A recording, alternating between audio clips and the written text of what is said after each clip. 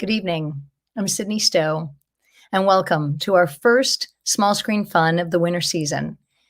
As the Hop was trying to figure out how to celebrate the Lunar New Year, two of our Dartmouth students said we should talk about Over the Moon and the remarkable film that it is. And it turns out that Karen Henderson in our programming department actually knew the lyricist from the film. So one call led to another, a couple Zoom calls unfolded, and we emerged with the show that you're about to see this evening. And I would like to give a shout out to Netflix, who could not have been more generous and more kind in helping assemble this panel of guests and artists and providing us with the media and the imagery for the show. So as usual, we're going to have welcome in three artists behind the scenes of Over the Moon, and we're going to take questions from the chat. So please send in your questions and comments in YouTube. So Vulture magazine said, this movie is a lot. And for those of you that haven't seen Over the Moon, I think that the film actually does a better job than I ever could in explaining what it's about. I will give you the setup. A 13-year-old girl named Fei Fei is obsessed with rocketing herself into space to go and meet the legendary moon goddess. But so far, most of her attempts have been earthbound. And I think we'll be able to see what happens next. Colin, let's roll the tape. There's no doodling allowed.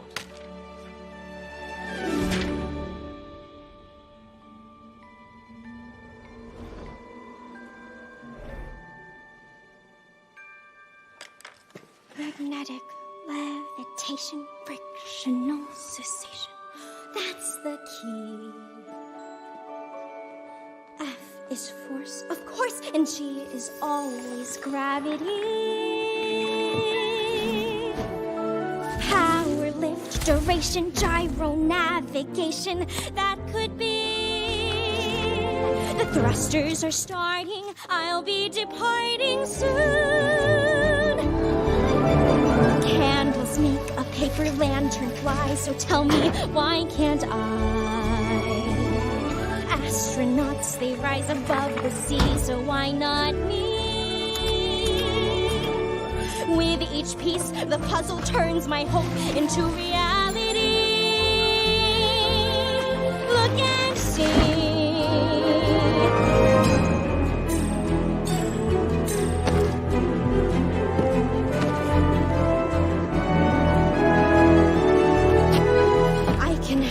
Off at one more degree. Countdown is starting and soon they will see. I think I've got it. I'm going to be free. So hold on, binding, fly away. Changa, I am coming to you. Fly away. Bye-bye, will prove it to you. I'll be free of all gravity. Hey, Changa, I'm gonna be there soon. In my rocket to the moon.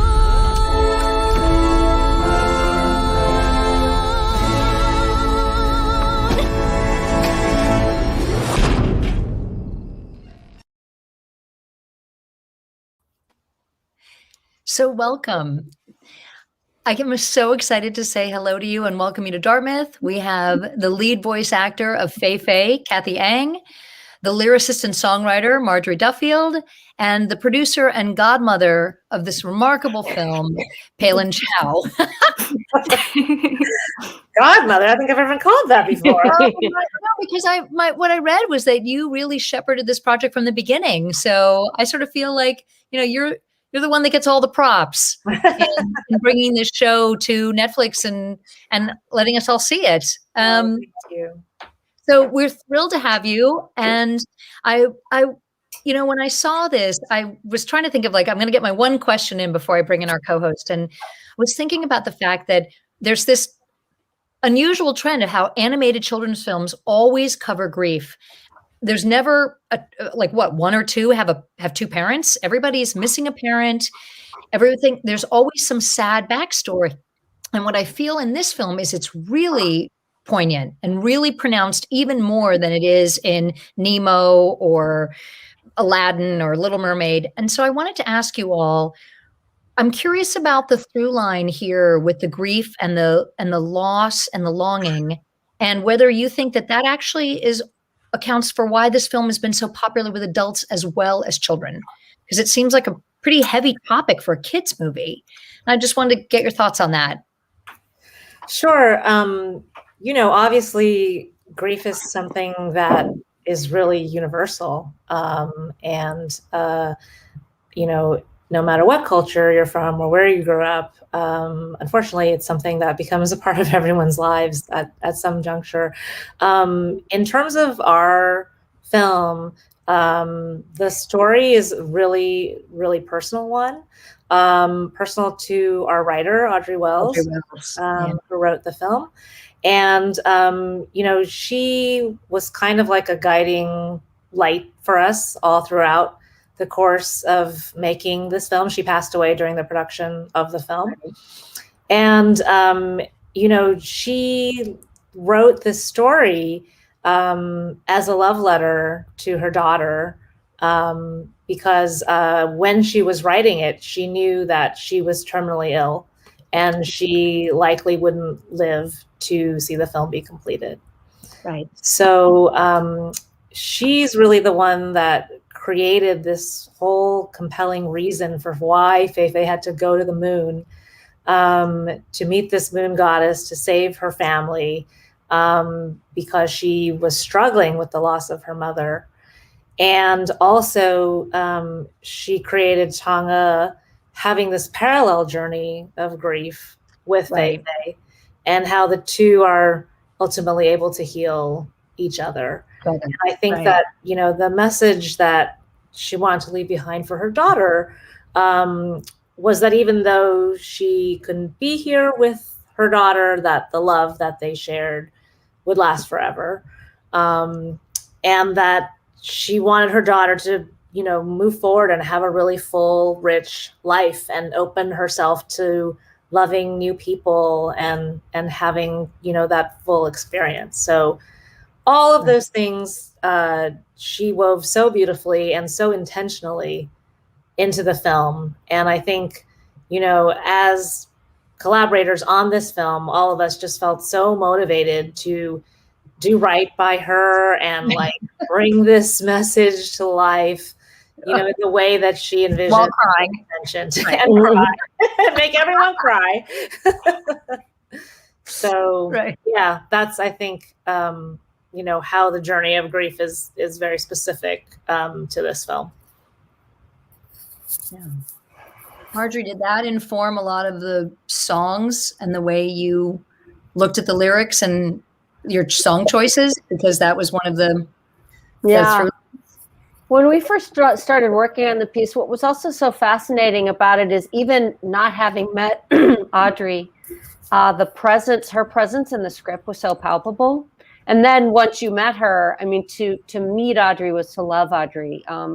She's a very unique, deep person. But what was so interesting when we first started working on the script was where to start. And somehow, really historically, where we started was at the end. And so parts of the Chamber of Exquisite Sadness, I mean, who thinks of that? Those words, who puts those words together and describes perfectly the feeling that musically and lyrically, some of those portions were the first pieces that we created. And so it seemed like we had to know where we were going in order to begin the journey. And then, once we moved on and the piece was being developed, this was always a topic of conversation. Like, how do you build a story not only to motivate a girl to go to the moon, but how does she land in a place called the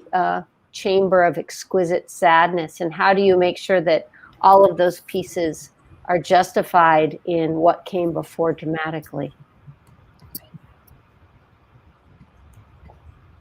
Cathy, what was your experience of it in terms of having to voice her, this girl of such promise and such loss? And I don't know, because I hear it when you sing and speak in her voice. And I just wondered how that was, trying to do that. I mean, I think it's hard not to just feel for Fei Fei.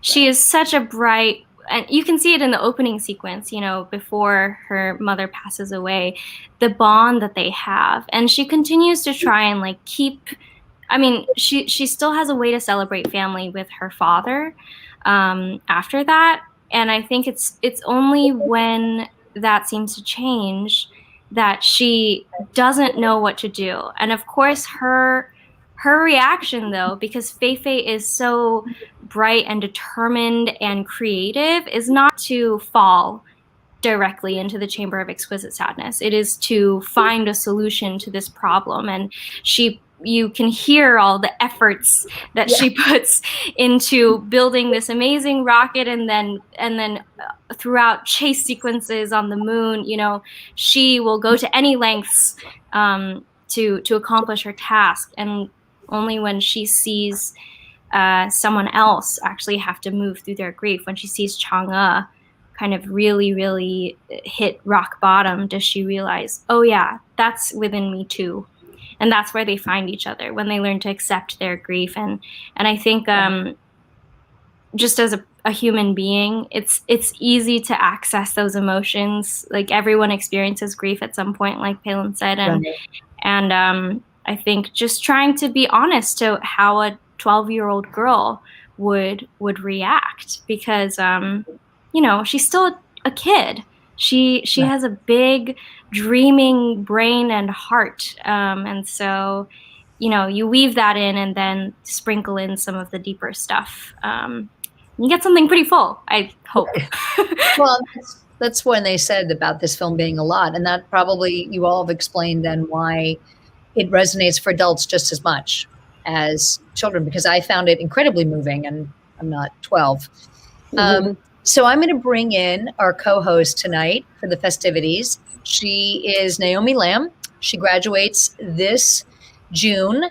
She is a double major in history and theater, and she's going to join us and also take questions from the chat. And she has a couple questions herself. So welcome, Naomi. Come on in. Hi, Naomi. I think you might be muted. So there you are. Yep. The Zoom world. Yeah, I had a question about the cultural specificity. So I know Over the Moon is known for cultural specificity, specifically in the mooncake scene, which we're about to take a look at. Honey rocket coming through.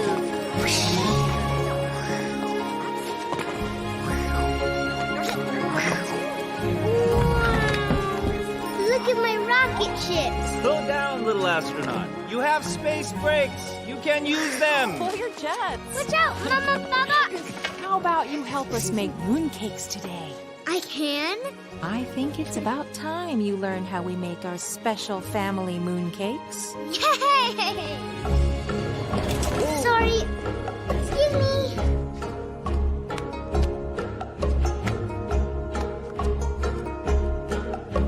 Stuff, roll, press, smack. Stuff, roll, press, smack. Sift the flour, let the eggs crack. Knead the dough on every hour.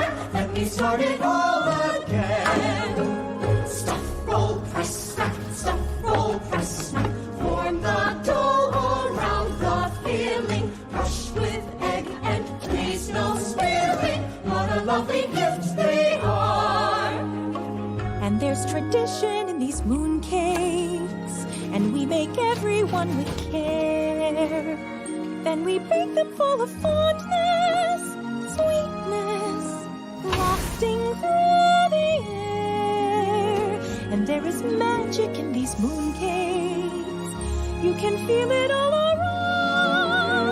Mooncakes where the magic is found. We need 5 more. Or maybe 12 because I've got the cousins coming. And know just how they are. They love these cakes. So I think you better give me 20 more. Awesome. So my mom loved the scene, particularly the one where everyone's having the dinner. She was like, wow, that food looks really yummy and also very, very authentic. I wanted to ask whether all this cultural specificity was included in the original concept, or was it something that was like built upon in later parts of the film?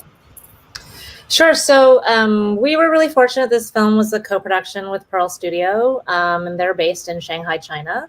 And there was a team of visual development artists that worked on this film from very, very early on concept development all the way through the delivery of the movie. And, you know, they're all native Chinese artists that were born and grew up in China. And, you know, the food in particular is like all their personal favorite dishes that they have with their own families. So that's probably why it feels as authentic as it does. But, you know, another thing that we did was we did this wonderful research trip that Glenn Keane, our amazing director, and Jenny Rim, my producing partner, and a number of the leadership on this film came to China and spent 2 weeks there. And, you know, when I see the film, like the beginning of that mooncake clip, when she's, you know, kind of in the town and hopping about, you know, that town is called Wuzhen. It's inspired by a real town. We all went there and spent a good amount of time there. And, you know, we visited a family bakery that, you know, looked very similar to what you see in the film. And we all went and made mooncakes together. So like the way the mooncakes are made in the film is exactly how we actually made them in China. So I always feel like when I see the film, it's almost like a personal animated travel log of our trip.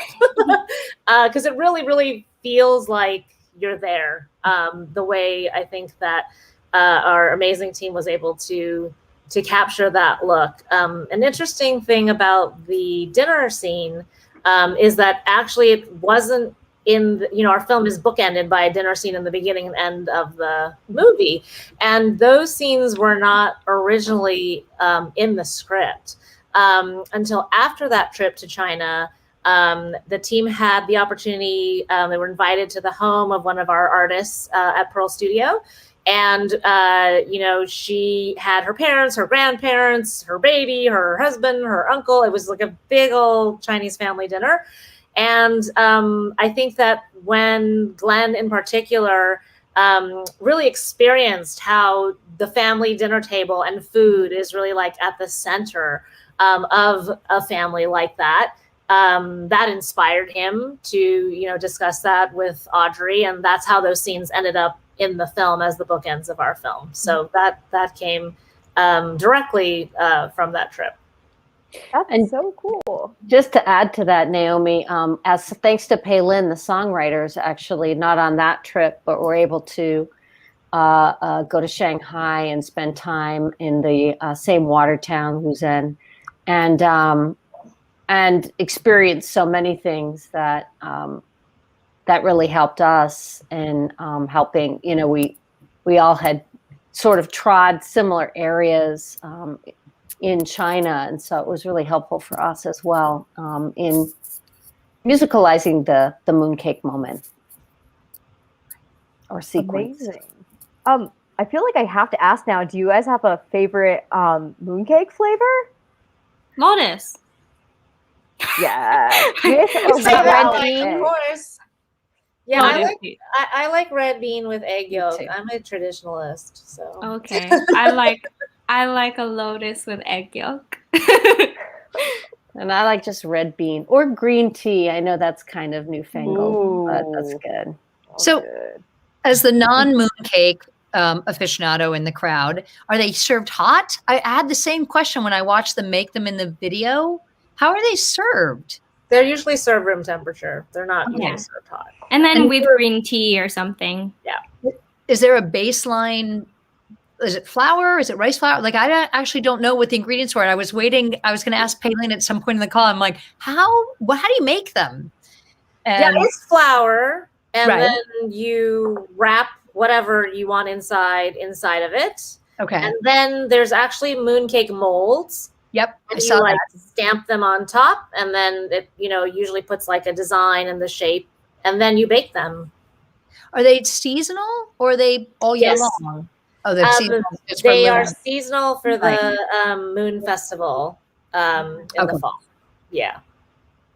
Oh, And it's a that's holiday that, celebrates the moon goddess, obviously. So okay. that's why moon Well, cakes. thank you for the explanation, because I saw them and I immediately thought of like French pastries, and I just wasn't sure what the underlying ingredient was. Yeah, they are very because the inside is usually some sort of ground like bean paste thing, and sometimes with egg. They are very, very dense. Like we always joke, like one moon cake is probably like 1,000 calories. Like you would not want to like sit and eat an entire moon cake. So you take that with you on like an overnight hike, or something where you might still have some food uncertainty for a couple hours. You're like, I got the cake, I'm good. Yes, okay, you're all set. Yeah, trying to imagine our equivalent, and I can't think of one at the moment, but that sounds awesome. Amazing. This conversation just made me realize that they're served room temperature. My dad likes to put them in the fridge, so I guess we've been doing it wrong all along. My next question was, Cathy and Marjorie, I know you both have backgrounds in theater. How did your background in theater affect your approach to this movie? And do you have a favorite piece of theater? Ooh. Well, I mean, I think just because I do musical theater particularly, I think the storytelling through music came pretty naturally to me. And also, I grew up on like the Disney canon as well. A lot of the movies that Glenn made, like I that's when I first started performing, just at home and like pretending I was in all these scenes. So doing theater and just trying to imagine what it would be like in another character's shoes, that felt like just easy. And Fei Fei is definitely a musical theater girl. Like her voice too. Like there are several different genres in this piece, and but Fei Fei is like a pretty pure musical theater voice. So it definitely came in handy. Yeah, and Naomi, I would say that all the songwriters are musical theater writers, and I think that inevitably that sensibility allowed us to really work well together around identifying the dramatic moments, the moments that needed to sing. Peilin knows quite a bit about theater, and was really instrumental in looking at those moments with us and developing those moments. And, I'm sure that in your training at school, it's like, this is really, there's so much to learn in theater that you can then adapt to other mediums and other forms. Mm-hmm. So that kind of dramatic understanding is, I think, what really benefited the three of us, the songwriters, and gave us a common language about understanding how to go forward in the storytelling. Awesome. I feel like, did I interrupt someone? Oh, awkward Zoom moment. You're okay. How did the pop star moment happen? Because I love that so much. I was like, oh my God, I did not expect this. I'm so here for it. Like, I just love the range of music in this film. Like, how did that occur? Well, I could start, unless Peilin, and I don't want to speak for my co-songwriters, Chris Curtis and Helen Park, but they both have an incredibly diverse palette of songwriting talent. And we were also very lucky in that we were given a lot of freedom to come up with ideas. And and also a desire by Glenn Keane, the director, to have a diversity of, like, the ping pong song was actually something Glenn really wanted. And Ultraluminary was this moment in Audrey's script where the character is so clearly described in certain ways. And if Chris and Helen were here, they would tell you that at first we're like, oh, it's, like Queen, or it's like what is it? It's a concert song. And Peilin was in some of those conversations. Well, is it this? Is it that? And then at one point, Glenn said something about just wanting everyone to feel like they had to get up and dance. And that really clicked in particular with Helen and Chris. And then it went from there. And Helen has a very big, K-pop background in writing, or, her show. And they both have really interesting sensibilities that blend into that. So we had a lot of fun figuring out what that was and how to make not only a song, both musically and lyrically, represent this character that Audrey had was trying to forge out of this known goddess character, Changa, I think also, just to add, like, one thing that's really special about that song and that moment is it really was like a coming together of so many creative forces to deliver on that moment. I mean, it was the first time you reveal and meet the moon goddess, and we just felt like it has to be worthy of that, right? It has to be this transformative moment. And, in addition to this amazing song that Chris, Margie, and Helen wrote, we also had the blessing of Kyle Hanagami doing the choreography. And he's a very, very successful choreographer, like for Blackpink, for example, like he's done so many amazing artists. And then we had the fashion designer Guo Pei creating all the wardrobe for Changa. And she is, for those that may not know, she's China's most renowned haute couture designer for decades. But kind of broke out on the international scene in 2015 when she designed Rihanna's yellow gown for the Met Gala, and then was like named. Yes, she did that. And then in 2016 was named by Time as like one of the most influential people of the year. Not even in fashion, just like of the year. So, and she did all the costumes? She did all the costumes. I never made the connection. For Changa. Got it. She did all the costumes for Changa. Yeah. So all the fabulous garb that Changa puts on that makes her diva self is all from I think we have a picture. Colin, do we have a picture of Changa in the red robe? I feel like there we go. Yeah. And that doesn't even do it justice, because someone talked about how red it is on the screen. And they couldn't remember seeing something quite so red before. But oh my God, thank you. Well, I love that. That red robe, actually, I feel like it's one of my favorites in the film because it really speaks to how incredibly meaningful Guo Pei's work is. In addition to being beautiful, the way that she conceived of that red robe, in the embroidery is the entire story of Changa and Hou-yi, the love story of them.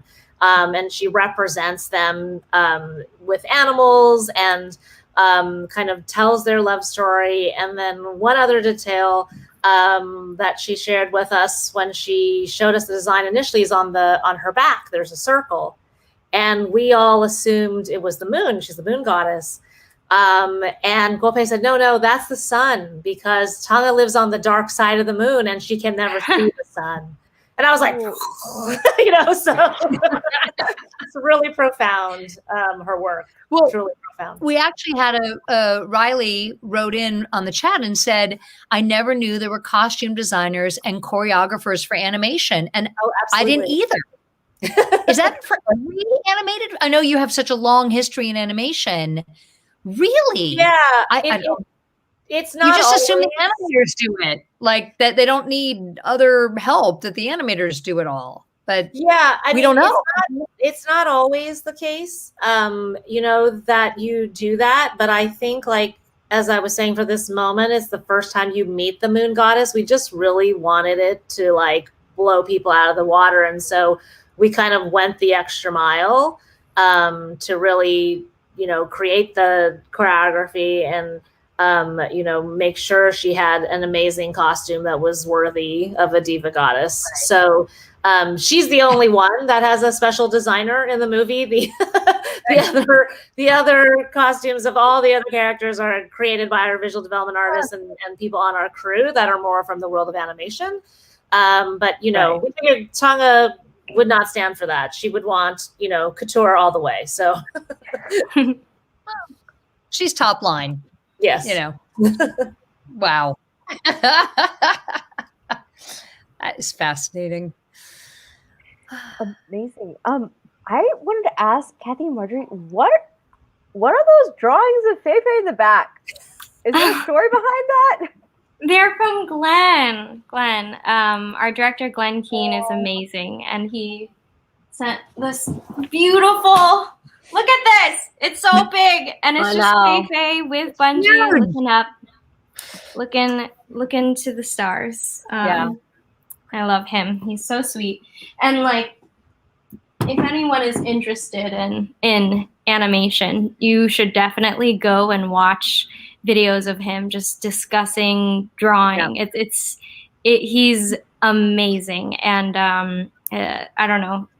Obviously, he's already a legend, but it's quite fun, even as someone who's not artistically inclined, to just participate. Right. There's a YouTube video where he teaches you to draw Fei Fei. So if you want to draw Fei Fei, it's available on YouTube. Oh, really? Yeah.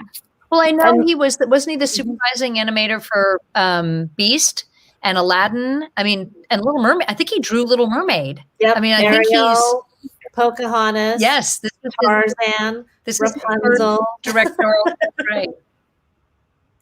Well, and his hand-drawn animation, and I don't think we have a photo of it to show in here, is in the scene, I think, with the scarf. You see sort of his influence of when he was from his days of being at the Mouse House and hand drawing everything, and then marrying it with CGI so beautifully. I know that was one of the things people were saying about the film, is they were so excited that he was getting a directorial debut, because he's been this force for so long in animation. And that aesthetic has carried through into this film as well. So that was really, I love that sort of we come from such a traditional, we used to honor Chuck Jones every year at Telluride. So we come from a traditional hand-drawn family. I'll just add that not only did that aesthetic make it into our film, but Glenn actually personally animated that entire sequence. Mm-hmm. So it's literally his animation. Oh. And that was part of his concept, that he really wanted that portion because it is the folktale to be created differently. Right. Yeah. Right. And look differently. Right. Mm-hmm. Wow. Yeah. And that was something Naomi and I were talking about, the fact that the film marries sort of, and I think we have a picture of the dragons and the rocket, of this sort of traditional, vivid Chinese imagery and illustrations with sort of modern pieces, and how well that works. Was that originally written in the story, or as you guys started to actually put it together, that sort of came into play then? We were so curious how that came together. Yeah, that was actually in the story from Audrey's original script. But I think also, China and particularly Shanghai specifically is such a melding of old and new, ancient and uber modern everywhere you go. Right. So I think that it was a little bit of an homage to that as well. Mm-hmm. And it looks totally normal. You're like, oh, sure, the dragons are just going to escort the rocket, shaped like a bunny. I can see all of it to the glowing moon.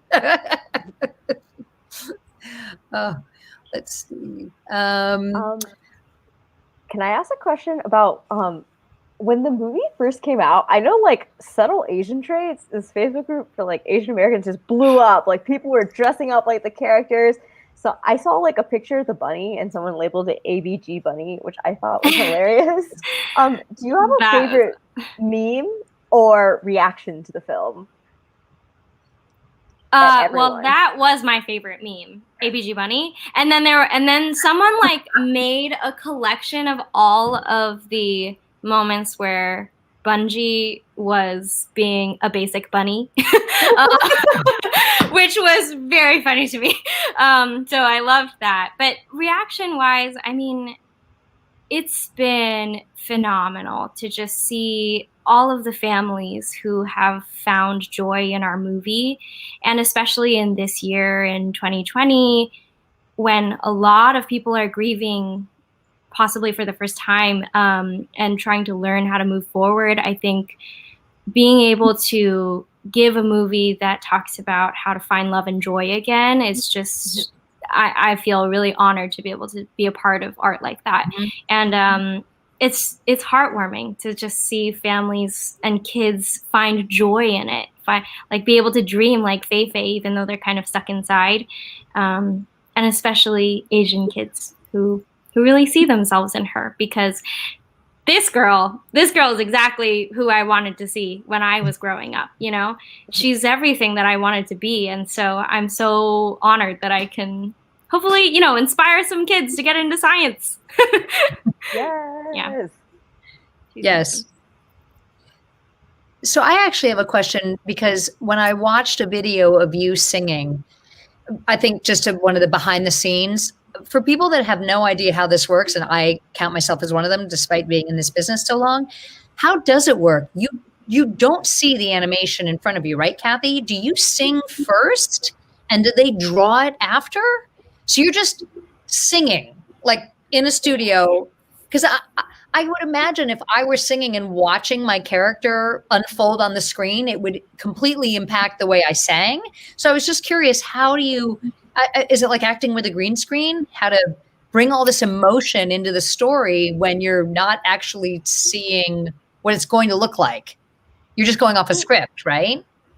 Yeah, and again, it's like what they said. There are blueprints in it, and the entire creative team was helping me. You know, like they helped me to visualize the magic that we were going to see on screen, and specifically during the rocket to the moon sequence. And again, it's just also your training. You learn how to analyze music in a certain way, and you experiment a lot. There's a lot of experimentation that happens, rehearsals beforehand, where I figure out exactly how Fei Fei would say Lunar Dune, you know, because she is so enthralled with the moon. And so you just experiment and play in the studio, which is really, really great, because you get to go as big as you want, because we're in animation. You can ham it up. Which is really fun for an actor. You may know the lore of that first recording, Sydney, that Cathy was, you know, it's all on YouTube. You can watch the video, and it's Chris Curtis's film, I think, which is why Helen and I, the other songwriters, appear in it briefly, but that Cathy was brought in to sort of do a demo. I mean, it was a recording, but I don't even know if Cathy had the job yet. Not yet, but like a little audition. Well, not even a little audition. We really needed to get it down so the animators could, in the style of our intention, so that the animators could actually start animating to the song. And everyone loved Cathy, and Helen had worked with her extensively. I'd worked with her a little bit before this, and Cathy is Cathy's a pro, and you know. I felt like when we were working on that song, that the lyrics were intentionally very visual, and Cathy was seeing everything that the character was seeing as the way, you know, when we were writing it. And, you know, and Peilin was there and can attest, but really on that first take in the Yellow Sound Lab in the East Village, when Cathy nailed it on the first take, we all... Wow. Each one of us had a different reaction. The songwriters could hear and see the character. I think the animators could. But, you know, everyone knew that, you know, you never know with a song actually until the right actor sings it. You never know if the character is authentic. And when Cathy sang it for us, the songwriters, we were just like, you know, she's alive. Like, there it is. This is right. There she is. There she is. And the song truly worked for I mean, it always worked, but then it worked. Wow. Well, and we all screamed. Everybody screamed. Cathy was like, we're all screaming, and Glenn and Jenny and Chris and Helen and everybody else. And then for months, Cathy was like, it wasn't that good, you guys. I could do it better. I could do it better. I know. We did try to re-record it several times. And every time we're like, Cathy, that take was perfect. And we don't think it can be any better. And that first take is what's in the final version. Of the movie. Had all the aspirations of the girl and the actor tied at once, Yeah. Pretty intense. You just got to put a fire under me, and then I really perform, guys. Well, it's really helpful because, like I said, a lot of us, we see only the final product, and we don't know what the order of battle is. Like, when are the songs written? When are the drawings made? And we just see I don't know how it comes together so beautifully that only when I step back and I see behind the scenes of Cathy singing in a studio, I was like, wait, does she sing it without seeing her character? So it's fascinating to hear how it actually happens behind the scenes, because we see all day long how non-animated films are shot on sets and you see audition tapes, but I feel like there's still this mystery and magic around animation. Then we just sit and see it at the end and think, oh my God. It's great to hear how it happens. And well, also we were really lucky after, lots and lots of revisions. We were lucky that the songs got to be songs and they got to be recorded the way they intended. Now there were moments that Glenn wanted, he felt it should go another way, or he wasn't seeing it, but for the most part, we were given the freedom. Well, a lot of people participated, but for the most part, they animated to what the song was in this instance. But I think that there was so much synchronicity about what everybody was seeing, luckily. Right. So we hopefully never wrote a song that Glenn couldn't picture for the life of him, but I think he could. Did I interrupt someone again? Sorry, headphones are weird. You're good. You're so good. Thank you. I had a question about timing. So when COVID hit, were you like, darn it, this ruins everything? Or were you, because I think the general public was so surprised that Netflix just kept on producing things during COVID. Like, they kept us alive. And was there an interference, or were you just like, oh, this is fine? Yeah, so when COVID hit, we were 3 weeks from the end of animation. Oh. And when I say animation, I mean literally like the characters moving. And then after that, there was still lighting and, other phases of finishing the picture of the film. And then, of course, the entire sound mix and the scoring, all of that was done after the pandemic. And, one of the amazing things about animation is that, it is done by individual artists at computers, and those computers can be in their homes. Right. So it was crazy when it happened because, as I'm sure you all recall, it was like very sudden, and nobody was expecting it to kind of unfold the way that it did. And initially when it happened, we were like, what are we going to do? We have like hundreds of artists, and we have to finish this film. And, our production partner, Sony Imageworks in Vancouver, they were really amazing. And at first they're like, okay, we have 5 work from home kits. And we're like, 5, we need 300, and they were amazing because they sent 5 home. And then the next day, somehow they had 35. And then literally by the end of a week, everybody was at home with their computers. Wow. And really, we never stopped on the movie. We just kept going. And, it was really, really special, I think, also because the film was finished during that time, because it was such a disorienting, crazy time. And I think for the artists that worked on the film, they really felt like this was a grounding thing, right? They could come to work still every day, still work on this movie. And I think that everybody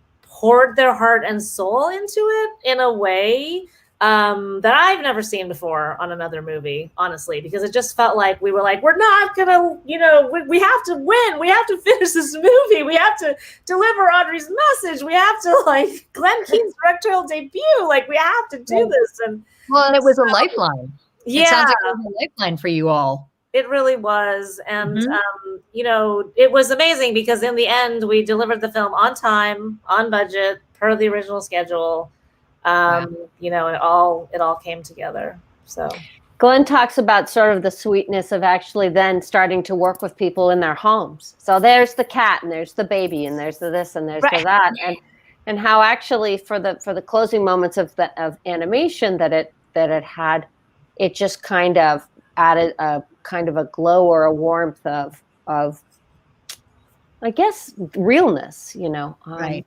And then there was the recording of the score, which was some other person did this miraculous thing. I don't know who organized that, Peilin, but it was Netflix music.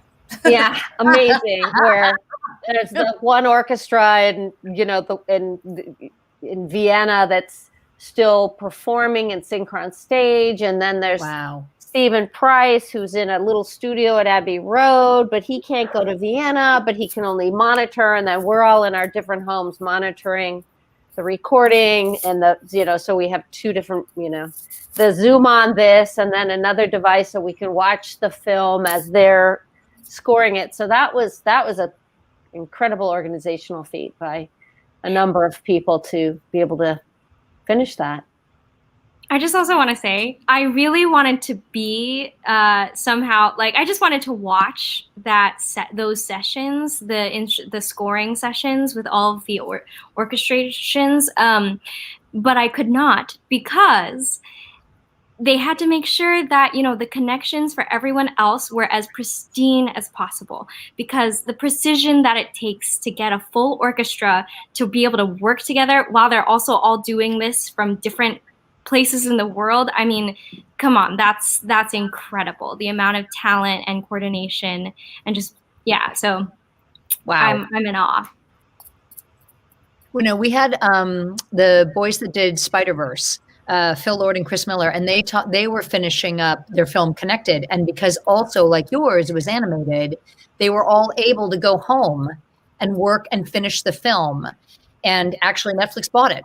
So because they couldn't get a theatrical release, but they were saying that because it's animation, thank God, COVID didn't stop the production. And that sounds like very similar to what you did. They just farmed out all of the work and people just went home and did it on their computers. I don't know how on earth it all came, like on some kind of HAL supercomputer, how the files came about. But it's interesting that animation, thank God, was able to survive this period when, physical filmmaking just shut down all over the world. Right. Cool.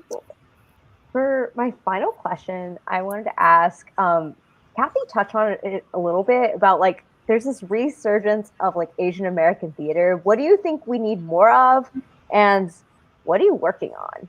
Representation related or not? Or next projects. Well, I would say, what we're learning is that there are so many different voices in this world that people want to listen to. What is amazing is that streamers like Netflix are taking on projects and making sure that, we get an all Asian cast in this movie, and they're making sure that it's successful, and they're finding out that if you want to make art and you're an Asian person, people will purchase that art and consume it. And so I think as long as that keeps happening, we're going to see a wonderful diversity of stories, and at the same time, we also have people like Peilin behind the table, not acting, but making sure that these stories are picked out of the immense pile, and making sure that they're told truthfully.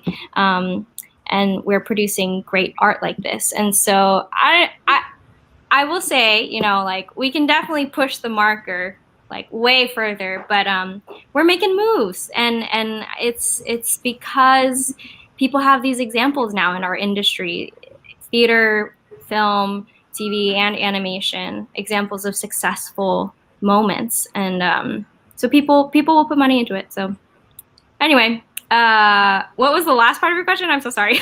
Oh, what are you working on next? Oh no! See, I shouldn't have asked because I don't know, but that's okay. You know, it's COVID. I gotta say, I mean, like, I'm so grateful that I had the opportunity to make art at all during this time, and let alone for it to be such a meaningful piece about Asian heritage and family. So I don't know, but if any of you guys at Dartmouth have some ideas, you people in your theater program, you need an actress, just let me know. An actress and a singer. Yeah, an actress and a singer. Yeah. You can be in my thesis. Yeah. Sure. I'll do whatever you need. Can you imagine? Here's my thesis friend. Oh my God, I think I die.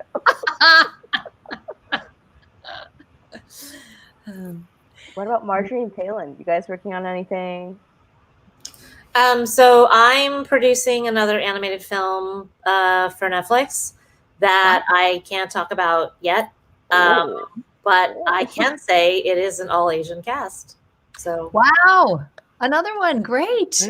Because this one was Netflix's step into the big game. I mean, that's what everyone says. They were like, all right, well, it doesn't have to just be Disney and Pixar and DreamWorks. We're gonna throw in our film into the mix. So it sounds like they're happy with the return and the reception, and they're making another one. That's great. They're making a lot more. Netflix is committed to releasing 6 original animated films per year starting next year. So wow. Wow.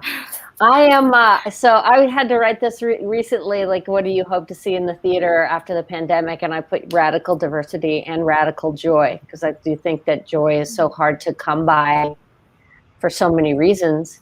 But I am, so keeping those qualities in mind, I'm working on a new piece with Chris Curtis, who is one of the songwriters on this film. It's an adaptation with an English book producer of Jean Renoir's French Can-Can, which is a musical film from the 50s in French. It's not going to be in French, but it's a French film. And so it's really fun to throw, and I'm like, mon Dieu! I'm like, that's a great lyric. And then, you know, and I love this team. I love working with Chris and Helen, and so I am doing everything I can to fish around and or create our next project together, because my goal is to see the 3 of us writing again as soon as possible.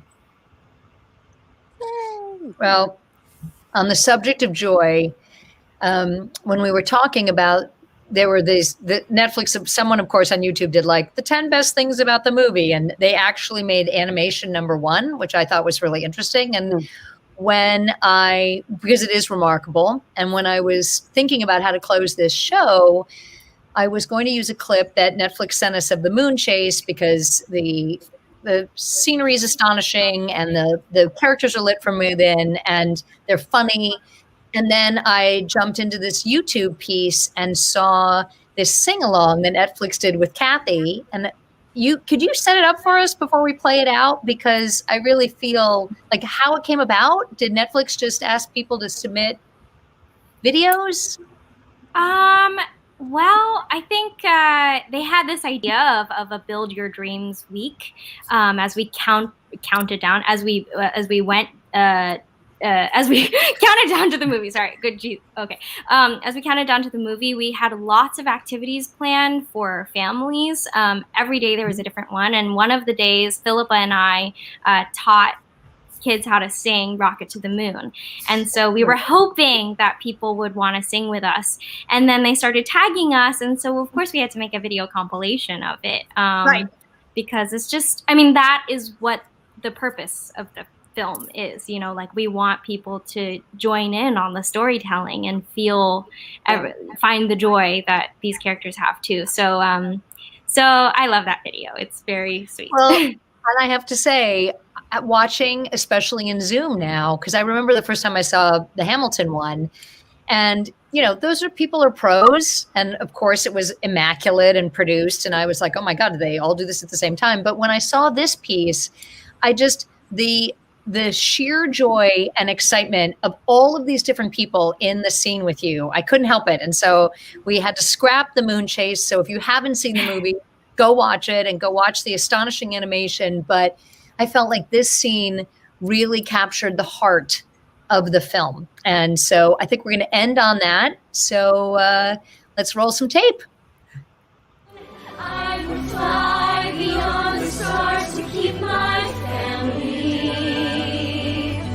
If I did, I'd show my father love that's all eternity. I would prove truth in the heart, not only would you see, could I discover a way to break through? What could a girl like me possibly do?